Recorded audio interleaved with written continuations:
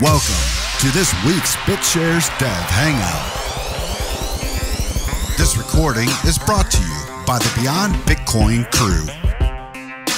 We welcome all BitShares members to join us weekly and discuss the latest news, updates, and developments. If you'd like to participate in our next meeting, then please join us live on Mumble every Friday at 10 a.m. Eastern Standard Time. Did you know the Beyond Bitcoin show now has a registered delegate? Please consider voting if you find our Hangouts and recordings useful. The delegate name to vote for is fuzzy.beyondbitcoin. Again, that's fuzzy.beyondbitcoin.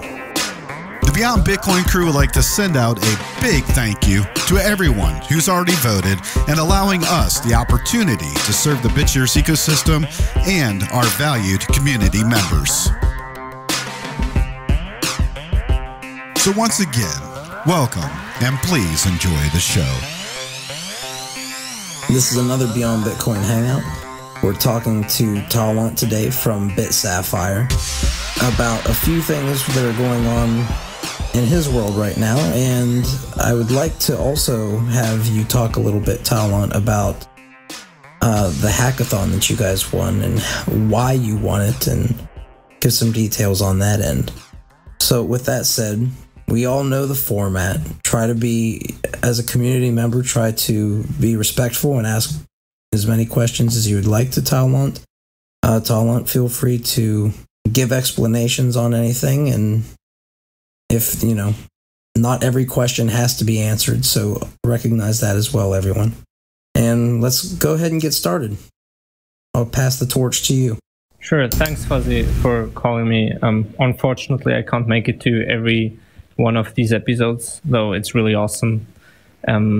Yeah, so we won the DBS blockchain hackathon in Singapore about a week ago now, I think. And so DBS is the biggest bank in Singapore, which itself is one of the financial hubs in Asia.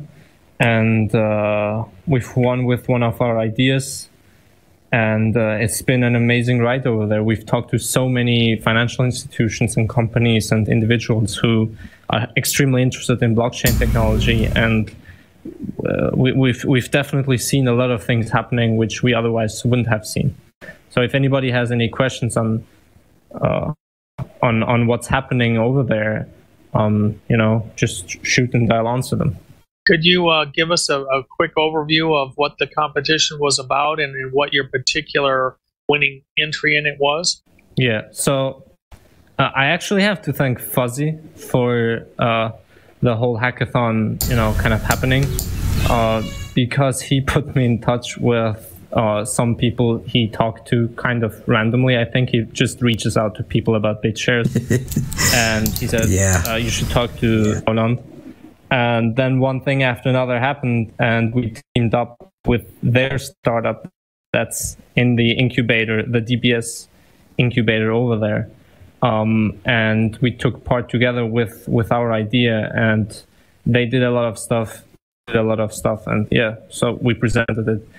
Our idea was actually very similar to what BitPay just presented 3 days after our event.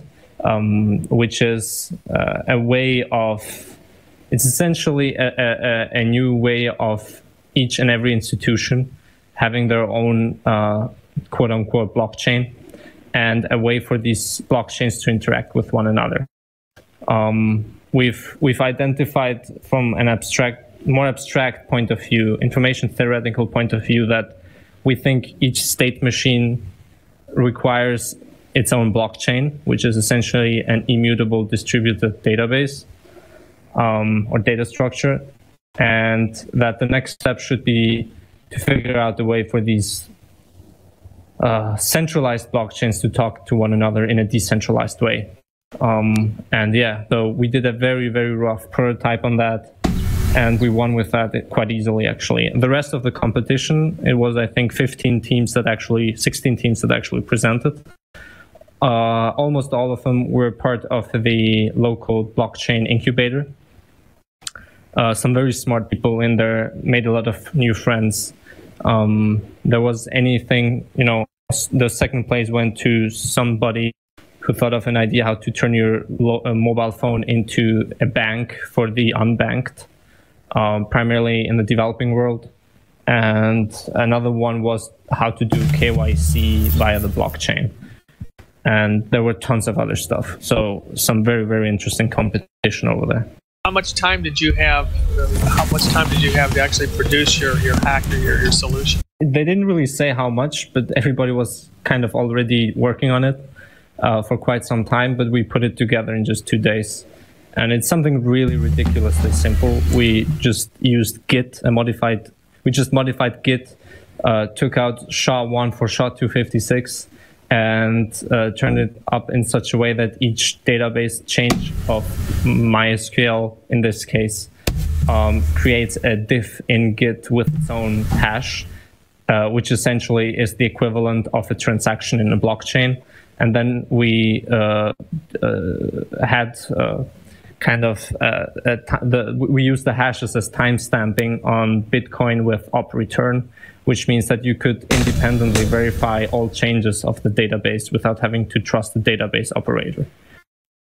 That way, it is possible to turn any traditional database into something very similar to a blockchain, and therefore bridge the gap between the blockchain world and the existing institutions.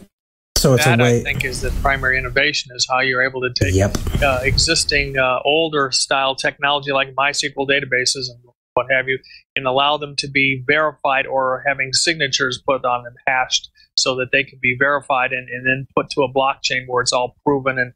And that's great. That right there is, I see, as an innovation. And doing that in 2 days, phenomenal, fantastic.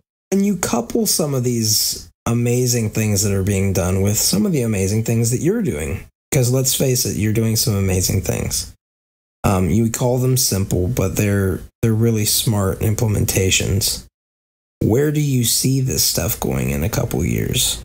Well, the financial institutions definitely will be laggers, and they won't adopt blockchain technology for quite some time to come, because they're in a type of position that they are used to having the upper hand in bargaining positions, and they are very slow to adapt. And their biggest problem is that their entire internal business structure is patched together over years, or even decades. In some cases, hundreds of years. It's IP version 4 syndrome. Yeah, well, a lot worse than that, actually. Yeah.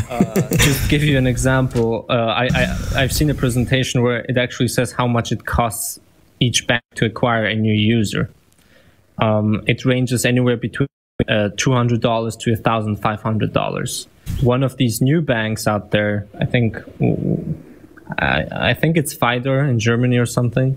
And I mean, they were built from scratch just recently, and they have like $15 or $20 an hour per user, which is orders of magnitude lower than anything the competition does, and therefore they can do all this Bitcoin stuff. So that was one insight which we simply didn't know about. So I really don't think that the financial institutions will get into it. And talking to the CIOs and CTOs, they didn't care very much either. And it wasn't just one bank, it was several financial institutions. So I think we'll see blockchain technology get into the bigger picture from a completely different angle. So they're going to be stubborn enough to cling to the sinking ship, as it were, without too much effort to shift their paradigms and try to adapt to the emerging systems. Exactly, and the closest example I could give of an industry that made the same mistake is, I think, the mobile telephony industry. There were several representatives of mobile telephony companies from around Asia there, and all of them were looking for ways, new revenue streams, because they're all going under. They're just turning into internet pipes for the WhatsApps and Viber Clinks and Facebooks of the world. All these apps that sit on top of the data connections, which are way cheaper than the phone, the actual SMS and phone calls. So they're getting commoditized, and nobody really cares anymore what phone number you have or how much it costs. It's all about your 3G or 4G connection. I found out that these mobile telephony companies, they could have switched. They could have been in this new cool world, but they didn't. And they didn't because they made money primarily through the international calls and SMS. They didn't make it internally. Internally, they made their money primarily from a kind of leasing setup where they, quote unquote, leased very expensive and advanced phones to users for 2 or 3 year contracts. And therefore, they essentially turned into financial institutions. And they were able to do that because they had essentially KYC on everybody by doing identity verification on everybody for their phone numbers. And then came Skype and WhatsApp and whatnot, and they completely lost the international business, which was the majority of their income. And then the phones became so cheap that it doesn't make any more sense to buy a $600 phone. So everybody's buying now $200-$300 phones, which are really advanced. So they can't do the leasing business either anymore. Plus, they're getting commoditized even among themselves due to the internet connection. They're looking to do that, and I think maybe in 5, 10, 15 years, the same thing's going to happen to the financial industry. They're completely going to get commoditized. They're going to lose all barriers to entry. And, the same thing's going to happen. This could possibly be one of the greatest boons to humankind. Oh, cell phones and devices that... No, the fall of the legacy banking system. Well, that's the interesting thing, isn't it? That's actually an area that I'd like to ask Taulant about regarding where do you see this whole line of between privacy and identity verification falling? Do you know? I mean, where do you stand on this? Especially in light of what Bytemaster said in the earlier month. The number one reason why we publicly talk about BitShares, even though, we do consulting and we partner with other companies and startups, and they look to us to be as impartial as possible, but we nonetheless, specify that BitShares is probably the best one out there. Is primarily because of the way Bytemaster tackles problems and the team he has. They run into a problem which, to be honest, is mostly predictable from our Bitsaphire's perspective, because we talk to the customer chain 1 or 2 lines ahead of them, simply because we work with these consumer startups and enterprise startups, and we talk to the people they end up talking anyways at some point. So we can generally forecast into what problems they're going to get into in terms of business models. But every time they run into it, they make the right decision. And that's really unique in the blockchain space and crypto space, because most people make their decisions way too ideological. And we feel very comfortable backing, therefore, BitShares. That's the first thing. The second thing is the one thing I would probably disagree with the core team. I would say we don't subscribe to the monetarist point of view of money. That it comes out of commodity money. And the irony here is really the more you live in a developed country, the less you know what money actually is. And the poorer the country and the more developing the country is, and the less you have access to money, the more you know what it is. So I've noticed that it's a lot easier to talk to people in developing countries about the theoretical things about money than to, let's say, somebody in the US. That's probably something that the core team really can't do much about. So I would say that we very much subscribe to the charterist point of view of what money is rather than the monetarist point of view. We absolutely, we don't think there's any denying that money primarily comes out of credit, and credit is created by production, and people are capable of producing something, and therefore they can issue credit on that production. And in a sense, push their spending power to the now rather than wait for later. So all that stuff about commodity money and gold and whatnot, that just doesn't make sense at all. Anybody in the developing world knows that. So yeah, therefore we think that it's probably going to end up happening kind of different. Any blockchain that's going to really change the world is going to do it primarily through a consistent way of credit creation and verification. Can I ask you a question, Taulant? Yep. What do you think about the concept or the perspective of the Austrian economics versus Keynesian economics? Well, the one thing about Austrians I really like is that they specifically say that there's no such thing as a hypothetical want. There's only a real want. So you cannot want 1.1, 110% of something. You either want it or you don't, or you want it at specific intervals, and therefore you cannot have a truly liquid supply and demand curve. And once you don't have that calculus-based liquid supply and demand curve, everything about Keynesianism doesn't make sense. So I agree with Austrians on that, but pretty much on everything else, not so much. And Keynesianism makes sense in the sense that everything's credit. They look at it from a state perspective. But the state is really just the primary credit issuer because they're the primary redeemer of credit through taxes. So to get back, we think that money is created by the ones who produce. And it's really the same thing. If you go to a bank, all money in circulation today is created out of credit. Right? Everybody's talking about the Ponzi schemes. What it actually is when you go to a bank and let's say you're not putting any collateral up, it's getting $10,000 because you have a nice job. What the bank's actually doing is they're taking a long position on your future that you're capable of redeeming that money at some point.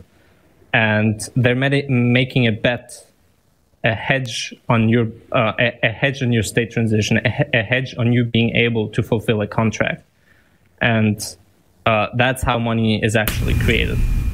The question is just, will it be possible in the future for a blockchain to do what the bank is currently doing? And I don't think it's possible, but it is possible to create a protocol which isn't a blockchain necessarily, but definitely involves blockchains, where people can kind of in a peer-to-peer fashion take bets on the redemption value of one another and therefore create credit and therefore money without having to buy into, the next Bitcoin or the next dollar or whatever.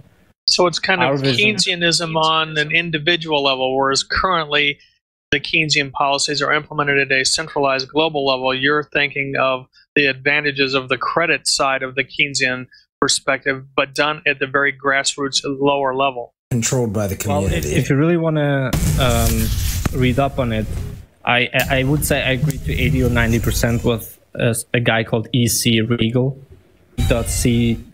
Regal.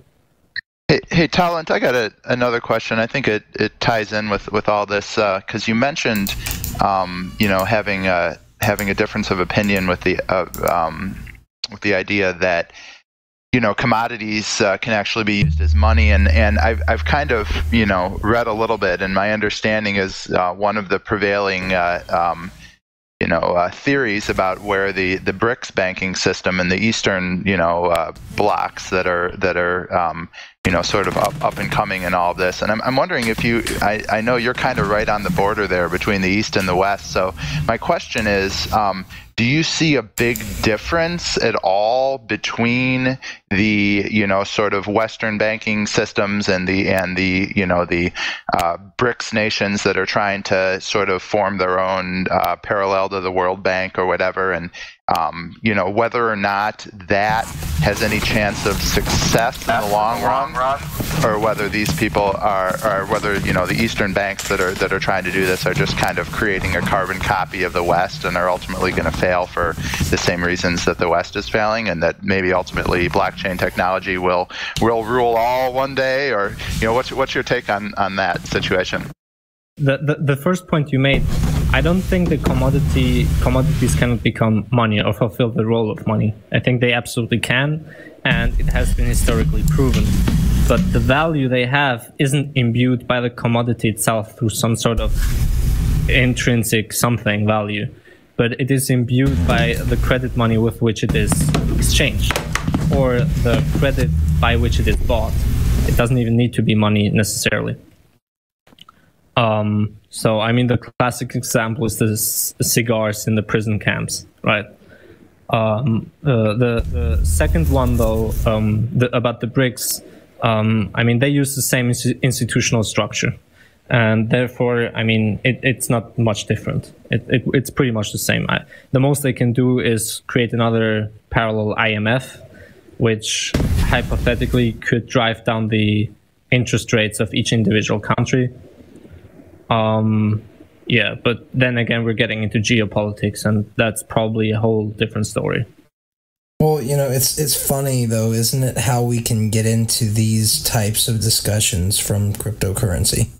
Because it really it spans. You have to think about all these things to at least some degree when you're moving forward with projects, right? So it's very interesting to hear your take on things, because it does get geopolitical, but it is interesting to see where these different cultures kind of line up as well, because the BRICS nations have been, from what I understand, hoarding a lot of gold and silver, which are precious metals, and Austrian economists especially really love precious metals, and the precious metals ecosystem.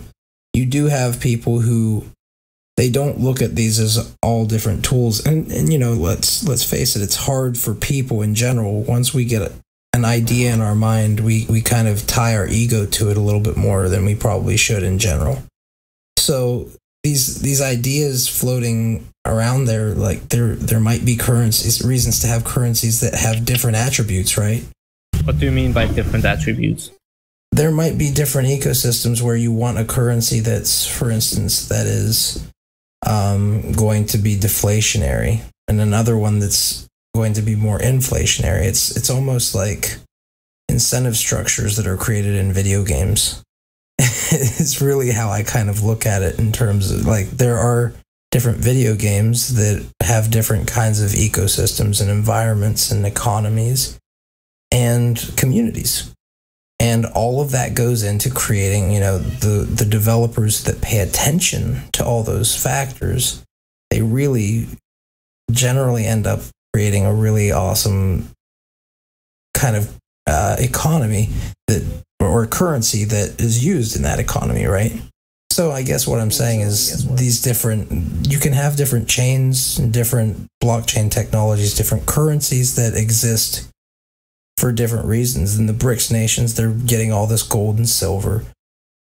They're going to try to back something. You see it happening already. I think they're going to try to get the yuan. Is that how you say it, the yuan? Or the renminbi backed by it? I'm not sufficiently educated on what's currently happening in geopolitics. But if you're talking about money is always the same thing. It always has the same properties. The question is just, are the contract of you redeeming an IOU for actual work, is that enforceable or not? And that's pretty much why you have governments and states and whatnot. I mean, it's pretty ironic if you think about it, but the whole concept of property and ownership and having the right to your work or whatever, that's all intrinsically something created out of the state itself, right? And the state in and of itself is an emergent phenomena from the needs and wants of everybody involved. It's a complex system. But whenever I Beautiful explanation. Yeah.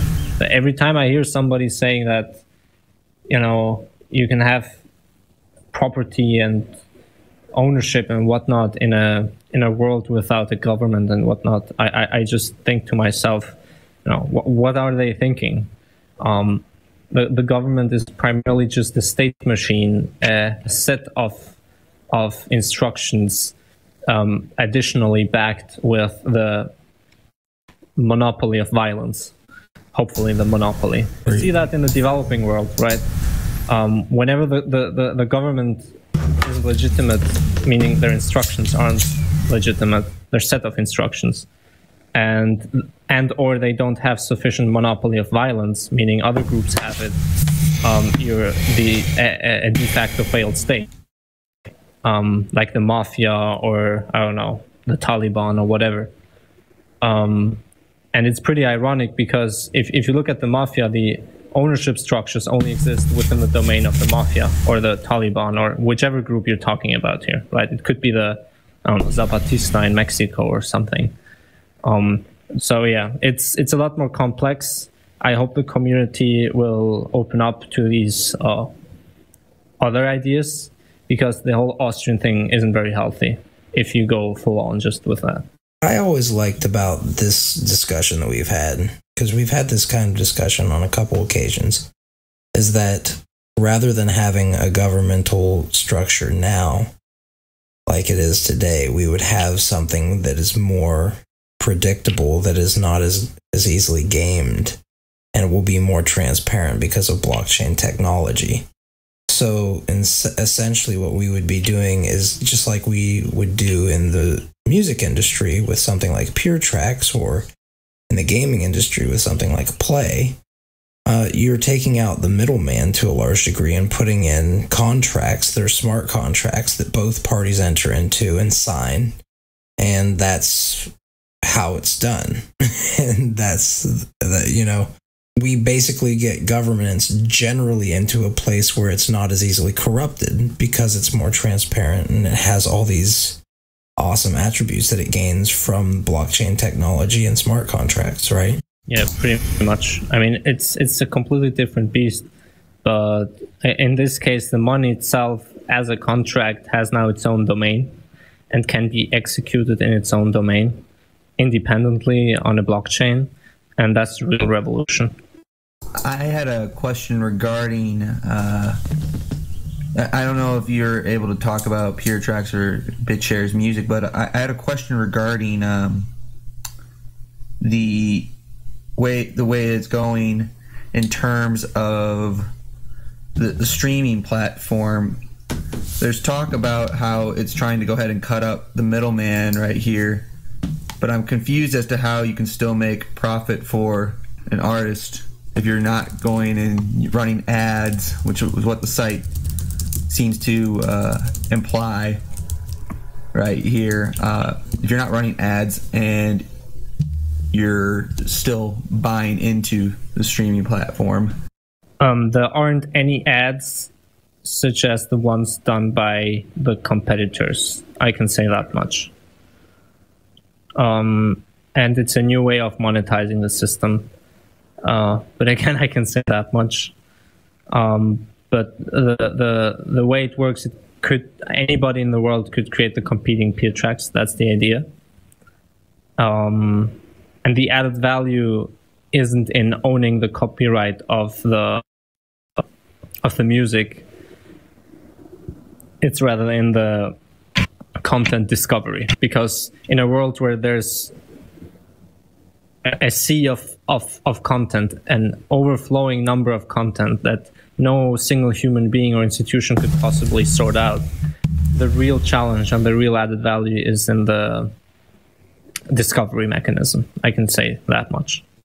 But when you talk about the discovery mechanism, you're talking about, because I feel like I'm going to be asking you questions and you're not going to be able to go into it, but rather you're talking about the discovery mechanism, and you're talking about that, and whether, I guess what I'm trying to ask is, when you're talking about the discovery mechanism, you're talking about discovering the artist, or you're talking about discovery of the actual content? The artist is just a relation of the content. The content can have several types of relations. So the genre, the artist, the location of the text of the song, those are all just relations of the content itself, and the content is a bundle of relations. So the point is, how do you make it possible to discover things based on the relations of the content? Okay. This is one of the things that everybody is interested in right now, at present, with Bitsapphire. The topic of Moonstone as the wallet. They're interested in the crowdfund. If anything with the crowdfund has changed, where you think the success of it's going to be.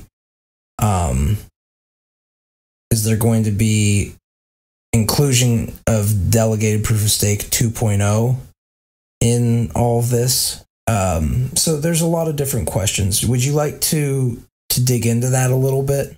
Sure. And thanks for bringing it up, Fuzzy. The crowdfund is still the same, just as it's appearing on the website. It's ending soon, and nothing has changed, simply because it wouldn't be fair to change anything on the fly for the people who already put in the money. It's like it's really an agreement with everybody. The one thing we've learned, though, along the way, is that when you do a crowdfunder, essentially for a licensing deal, because this is what we're actually crowdfunding for, a license which is as open as possible. In our case, the MIT license. The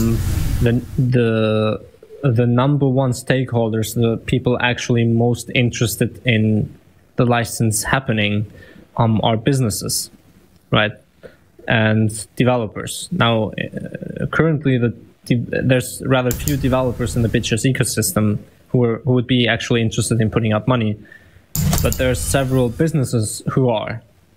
And we've approached them and talked to them. And therefore, we've learned that this is a very different crowdfunder from other crowdfunders.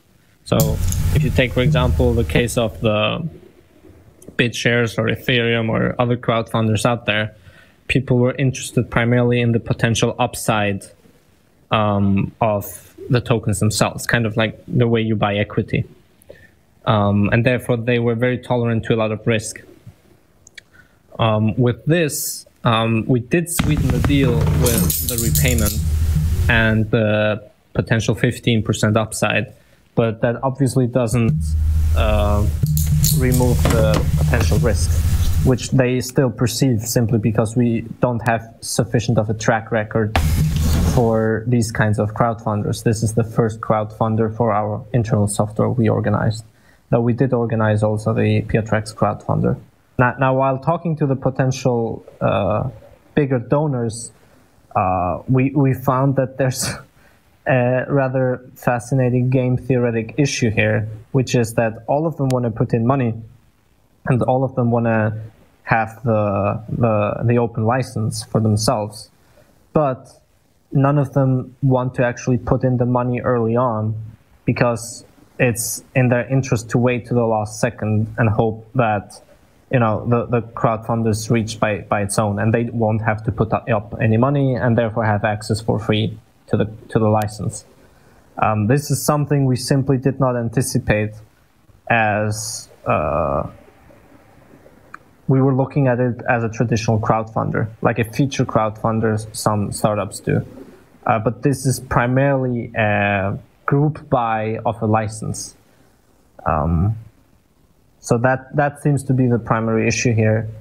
And we're talking to people. A lot of companies are, saying that they really want to put in the money, but they're waiting to the last second. I hope they won't wait too much, but regardless of what happens, the agreement we made with everybody who put in the money, that still stays the same.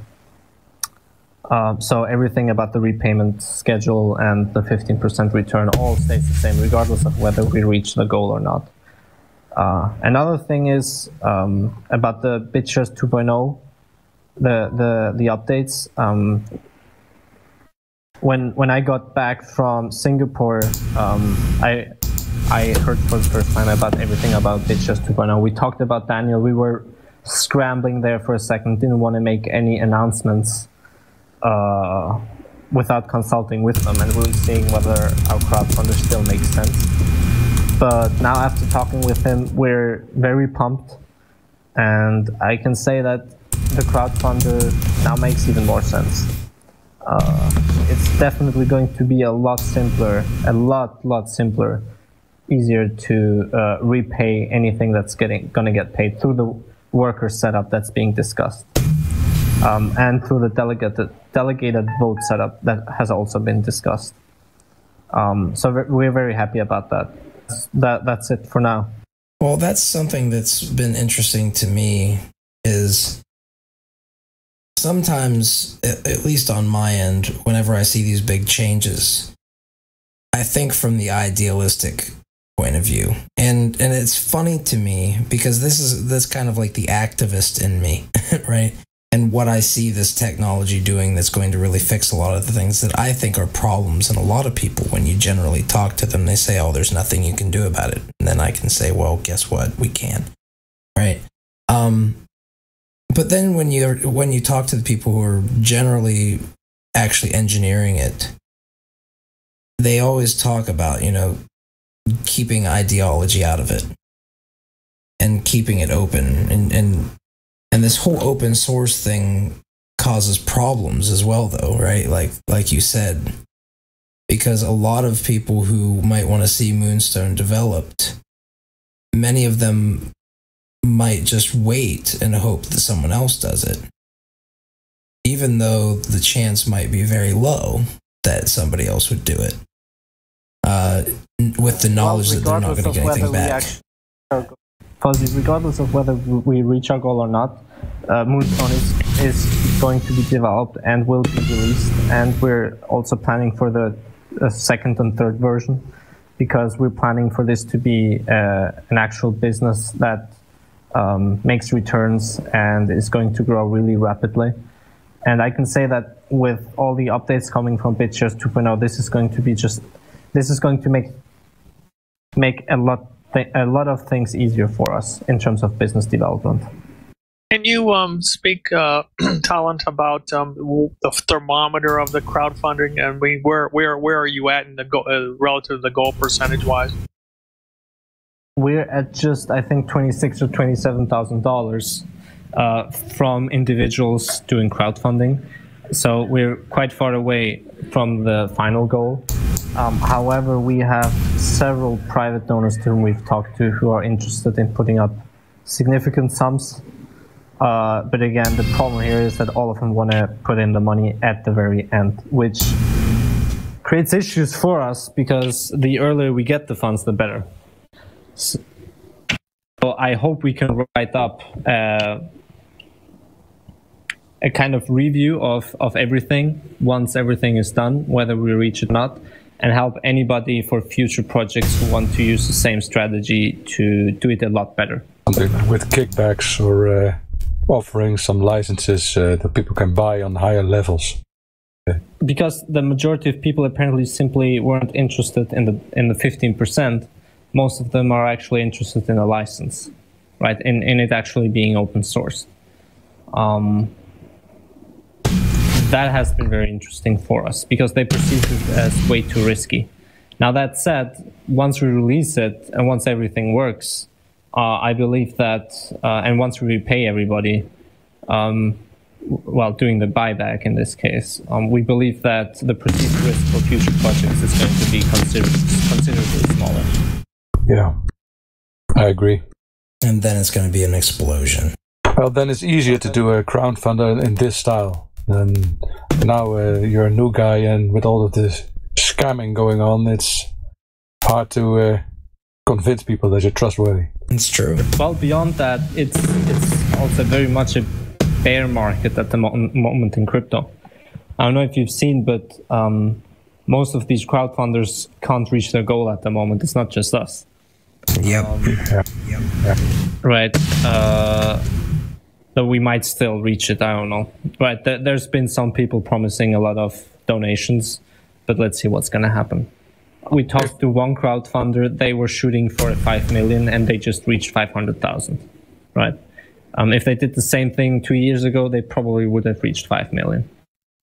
Do you have a plan B then if this crowdfunding doesn't work? That maybe sell support or something, because open source in general, it's very hard to do these crowdfunding projects. So Red Hat, for example, they don't sell the software, they sell the support. Is that something you might do, sell licenses and get your funding that way? This is a very interesting topic, and I would love to hear ideas from as many people as possible. One of our ideas was to issue our own quote-unquote IOUs on the distributed market at par with our own prices. So one token would be equivalent to 1 hour of development work with us. And whoever buys into the tokens early on could get anything from a 20 to 25% discount. And you can sell and resell the tokens on the open market. That was one idea, but it's a bit cumbersome for the clients with whom we work with, because all of them essentially just pay us and that's it, and they don't want to deal with the taxation issues of do I pay him in these tokens, or do I pay them in Bitcoin or in dollar, or what else? This would probably be only of interest to people who are already in the community, but it would probably work. Most people actually don't think about real-world business accounting. If you buy tokens, then you have to account for them somehow. And are these token actual assets? Are they IOUs? Have you actually already paid for something? Is it just tracking a coupon or credit? And most businesses to whom we've proposed this don't actually want to deal with it. They just want to pay for it, and they want to... So can I ask you a question then? I hear a lot of people talking. They're also interested, of course they're interested in BitShares, but they're interested in other DACs that are delegated proof of stake based, like BitShares Play, and obviously BitShares Music, right? So how do you see Moonstone working with all of these DACs? Will it enable the creation of further DACs down the line? Will it enable an interfacing, maybe atomic cross-chain trading through this wallet to other tokens and DACs? Or how do you see that working? Thank you. So to get back to Joey's initial question, which is also, how do we make this happen? We have sufficient cash flow internally to do this as our own internal project. It's just going to be proprietary. And it's going to be just like another wallet, tons of other services, specifically with the internal exchange. In the future, our plan B is to set up individual crowdfunding campaigns, like a page, like a Kickstarter page, where each and every blockchain that wants to be integrated with Moonstone can pay, can crowdfund in their own token a fixed sum of money, and we will integrate it into Moonstone. That would definitely create a lot of cash flow for us and also increase the network effect. So think of any blockchain that wants to integrate with Moonstone. Let's say, I don't know, Feathercoin. I'm just putting out the name out there. We put up a crowdfunding campaign with Feathercoin, and once we reach $30,000 in Feathercoin, we integrate Feathercoin with Moonstone. And there's so many projects out there who need a good wallet and good interface, and need to be integrated with a decentralized exchange, that we think that this is actually a very solid plan B. The integration of other features of the decentralized exchange. So we've already partnered up Meta Exchange. So our goal is to put out Moonstone with both BitShares and Bitcoin integration. First BitShares and then Bitcoin immediately after, and have Meta Exchange as the bridging service between them. And just continue that with as many blockchains as possible.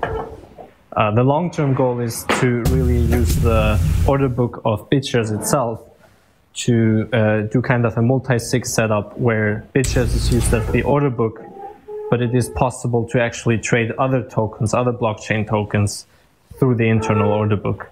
So you completely circumvent the cryptsies and other crypto exchanges out there. So essentially you're saying that they could piggyback trading off of BitShares exchange with the 1 second transaction times. Yeah, the point is just with BitShares gateway setup, theoretically, you can do a multi-sig setup where, let's say, Bitcoin is sent into the gateway, and the gateway itself cannot manipulate the Bitcoins. Only the owners of the Bitcoins can change the gateway setup, and therefore the gateway Bitcoin on BitShares are actually representative of the Bitcoins themselves. I mean, something like open transactions. Very simple. Exactly. Well, it's really interesting, and the reason I asked you is because so it sounds like you guys are going to open up to pretty much any cryptocurrency being able to be possibly implemented, not just delegated proof of stake, right? So I'm assuming you're going to have delegated proof of stake version 1 and 2. That's a good question. I actually doubt that many people will keep delegated proof of stake version 1 once 2 is out there, considering the talk we had with Daniel. I kind of agree, but I don't see why anybody would. I sometimes wonder why other ones would still exist, but I have to say that I might be a little bit biased on this one, so it's kind of hard. Like, why isn't anyone still using mining algorithms when delegated proof of stake exists? Is that what you're saying, Fuzzy? Well, the only times that I see mining algorithms that I understand the use case for them would be something like folding coin, or something that actually does real proof of work, but like, let's call it actually like proof of productivity. You know, where it's actually doing something that's going to benefit humanity other than just burning energy. That's almost like supercomputing, distributed supercomputing, directed towards certain things. And what I like about the Moonstone project is that it is inclusive. I'm very much a BitShares fanboy because I like the idea of people having a say in how the ecosystem grows because they decided they're going to work and bring value to it, right? That's what I think is amazing about delegated proof of stake types of chains, but at the same time, you never know where those sparks are gonna jump off too. You know, there might be somebody who sees BitShares who's a proof of stake coin or a proof of work coin, and they add certain things they might implement with Gridcoin and some smart contracts from certain, you know, we are so early in, and Moonstone's so meta. If you guys have ever heard that whole saying, I know it sounds kind of silly to say it, but it really is. Like, let's open it up, and it started in BitShares, of course, so you're going to gain all the power of BitShares. It's going to be powered by BitShares to a large degree. And I mean, that's kind of the question that why I really was interested in if has to be a time limit on your crowdfunder, because I find myself wondering, like, if over time people are going to just let it trickle in, you know, and if there's big players who want to donate, if they do donate, are they going to be like the new board? You know, how's all that stuff going to work? Do you know yet? Well, this crowdfund is definitely going to stay the same, simply because it would not be fair to the people who already donated and want to donate. I mean, at the end of the day, a crowdfunder is an agreement, right? And the core parts of the agreement cannot or should not be changed. We're very much adhere to that. Good point. What we do in the future, that's you know, really something else, and we have to reflect on that and think about that. One thing I can say, if we reach the crowdfunder, we definitely would have the funds to also do the mobile wallet. And that's where probably the real value is, but let's see how that goes. What you said about us being very agnostic about blockchains, we don't view this as agnosticism because, I mean, underlying to all of this is the decentralized exchange of BitShares, right? The exchange interface is driven by it connects only up to that. It's the backbone, really. All other blockchains are kind of secondary. So that's that. The other point is that we've done so far with different startups. So just for Moonstone, we did over 150 user interviews. And overall, so far with all the startups we've worked with, we were just counting them. We almost did 1,000 user interviews. User interviews are really just, here, you potential user, please sit down, play around with the interface. We just record where your eyes go, what you do, and whether you're actually able to find the function within 7 seconds, or whether you get lost. This is user experience stuff. Yeah, and very, very few crypto startups do that, or are even capable of doing that. And so far, that's been a huge selling point of ours. Yeah, that's something that I can see that you guys really consider. And that's, to me, one of the things that has been a weak point in BitShares ecosystem in general. And now it might be because there's no light client, and it's really just pretty hardcore still in its early stages, and it's a hoss, it does a lot. It's a big program that does a lot of processing. So I can understand why it's such a resource hog, but you guys bring some really awesome things to the table too, Thank you, Fuzzy. Thank you. That's very encouraging. So where I wanted to go is that we discovered several things that are very important, not just to BitShares, but to the crypto ecosystem overall. The first is that the user doesn't understand the concept of the server-client blockchain setup. It's almost like the vast majority of people who have a car, they don't know how the car works. They don't understand what a cylinder is. They don't understand which part of the engine does what. And I mean, if you ask somebody who just bought a new Tesla, they don't know that it has two separate engines, right? For them, it just goes from point A to B and looks really nice and feels really nice. It's magic. People want to have black boxes that just work. And the one thing we've learned is that because of that, they don't want to deal with blockchains. They want to deal with tokens. It's like, cards, like literally Magic the Gathering cards, or, just tokens you earn, you spend, you collect, you do whatever with the tokens, whatever function they have. Like in the case of BitShares or BitShares Play or BitShares Music or Bitcoin or whatever. And they don't want to have 10 different wallets installed for essentially what they view as the same thing as just tokens. And that was why we really went ahead with Moonstone. And that is also why we're putting it in such a way that it connects to as many blockchains and tokens, be that on blockchain or between blockchains, as possible. Because the user simply does not care and does not understand the concept of separate blockchains. To them, it should be just one user experience.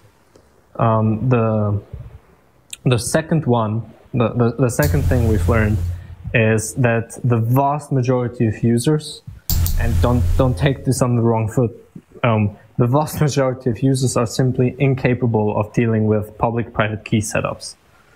And I'm not even talking about copy-pasting, a public key into something, or I'm literally talking about being able to remember a password or a passphrase which you cannot lose.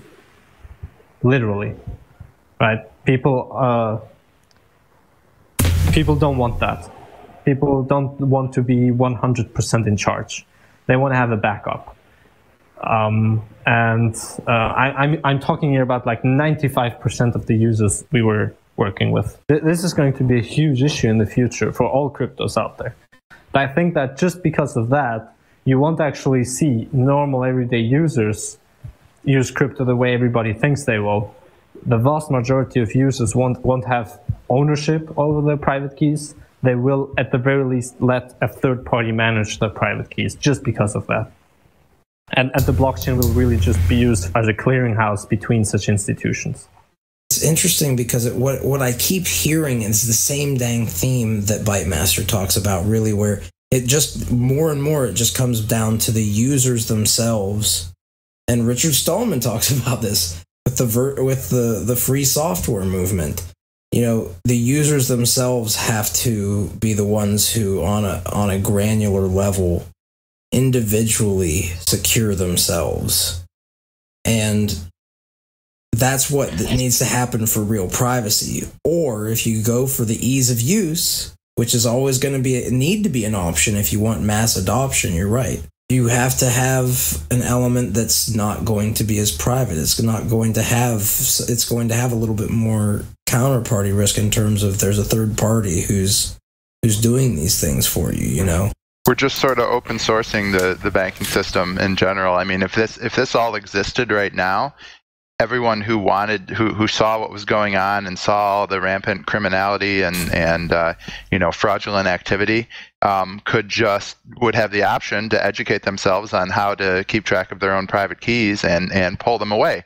Or, more likely, there'd be a scenario where there'd be enough competition where there were honest third-party agencies that didn't have a track record of fraud and stealing funds from customers or whatever, and those parties would end up winning out in the end. But either way, we have the possibility of avoiding all of that, and most people, my grandmother, for example, and probably all of our grandmothers are going to want to have that extra added layer of security, like you said. So exactly, that's perfectly put. The whole point is we have to make the financial system a lot more accountable and transparent. Lower the barrier to entries in such a way that you don't pay ridiculous fees anymore for things that you shouldn't be paying in the first place, and turn it from from a static system into an opt-out system where if you don't like something, you can easily opt out, and then you can manage your own private keys or whatever and be your own bank. It's really comes down to freedom, and that's why these types of projects, I love them. And that's why I've backed Moonstone personally, was also because you guys were very intent on keeping to open source and enabling innovation on levels that very few other projects will be able to do, at least at this stage in BitShares, because like you said, you guys really do focus on the user experience and just the simple things that you're doing in terms of testing users and actually having them come in and monitoring how quickly they can accomplish certain tasks with your user interface and finding the data points from that. That's stuff that you're right. Like a lot of people don't think of yet in the crypto space, but these things being thought of right now means that it's very similar to the BitShares team. Like you said before, you can't make every decision perfectly the first time, but if you keep progressing and moving forward and improving, then it really doesn't matter. As long as everybody's really resilient to it and willing to push through for the change. So, do you want to tell everybody how? That's probably a perfect end note right there. I need to hop into another call. Well, that's what I was going to ask you. Can you let everybody know where they would go to donate to this project? If you have shares and you want to donate, you can go to the internal client on the existing wallet. In the existing BitShares wallet, and just search for the Moon Fund token, and you can donate right from there. And yeah, you get the token there. You get a 15% conversion rate immediately. If you have Bitcoin and would like to donate, you can go to moonstone.io. If you have any questions or would like to talk to me or anybody from the team, feel free to just PM us on the forum, which is Bitsapphire, and yeah, we'll get back to you. Well, thank you very much, Taulant. As always, I wish you luck. I'm glad that you came around to answer some of the questions from the community, tell us what's going on with the project. We're logging history and we're learning from all of the experiences that we're gathering. Some of them are difficult learned, some of them are just perfect the first time. So it's all interesting, and all the stuff that's going on is buzzworthy. So looking forward to seeing the Moonstone Wallet coming out, man.